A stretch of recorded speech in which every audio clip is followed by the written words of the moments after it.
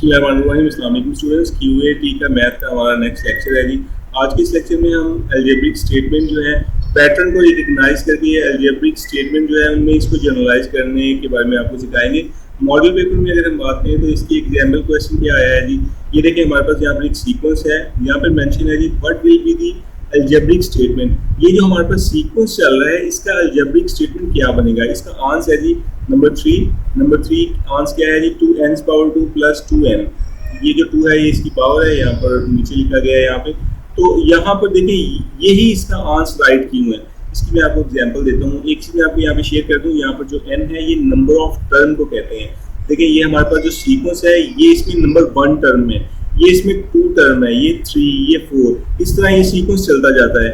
अब देखें अगर मैं यहाँ पे 1 पुट करूँ तो हमारे पास 4 आएगा, अगर मैं n की जगह 2 पुट करूँ तो 12 आएगा, अगर 3 पुट करूँ तो 24 आएगा।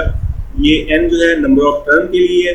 देखिए मैंने यहाँ पे 3 पुट किया और जब इस इक्वेशन को मैंने सॉल्व किया, इस स्टेटमेंट को मैंने सॉल्व किया तो मेरे पास यहाँ पर 24 जो इसका आंसर वो आया। तो देखिए नंबर 3 टर्म हमारे पास 24 है, तो इसका मतलब ये हुआ हमारे पास ये जो अलजेब्रिक स्टेटमेंट है ये राइट है। तो हमने क्या करना होता है जी, हमने सीक्वेंस को एक बार हमने गो थ्रू करना है, सीक्वेंस को हमने देखना है, उस सीक्वेंस में जो डिफरेंस है उसके अकॉर्डिंगली हमने जो नीचे दी गई होती है हमारे पास अलजेब्रिक स्टेटमेंट्स, उनमें से हमें देखना है राइट स्टेटमेंट कौन सी है। तो ये तो एक सिंपल सी एग्जांपल थी, मॉडल पेपर में इसकी एग्जांपल है। कॉम्प्लेक्स किस्म के क्वेश्चन भी आ सकते हैं, लेकिन सबसे पहले आपको यहाँ पर जो सीक्वेंस है उसके बारे में पता हो। तो सीक्वेंस दो तरह के होते हैं, एक होता है अरिथमेटिक प्रोग्रेशन का सीक्वेंस, एक होता है जियोमेट्रिक प्रोग्रेशन का सीक्वेंस, और इसके अलावा कुछ इरेगुलर से सीक्वेंस भी होते हैं।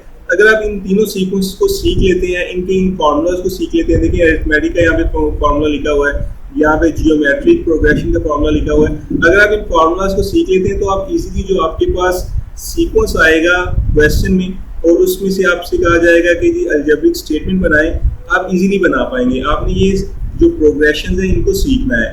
तो इसके एक बारे में मैं मजीद आपको बता दूं कि ये हमें क्यों सीखना जरूरी है।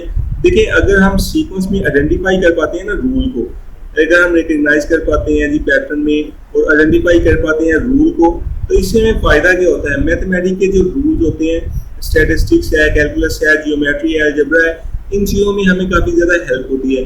जब आप सीए कर रहे होते हैं, चार्टर्ड अकाउंटेंसी, आपका ज़्यादातर काम जो होता है वो बिजनेस को हैंडल करना होता है।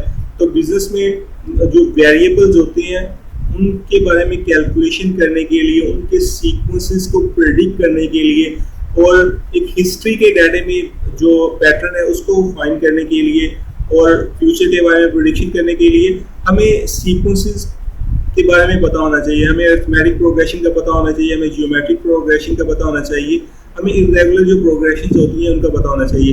ये इसलिए हमें पता होना चाहिए ताकि हम जो है बिजनेस की कैलकुलेशन को इजीली परफॉर्म कर पाएं।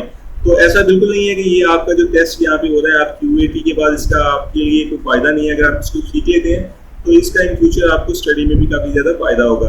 तो अगर आप इस तरह की मज़ीद वीडियो से अपडेट रहना चाहते हैं तो भी हमारे यूट्यूब चैनल को सब्सक्राइब कर लें। Thanks for watching this.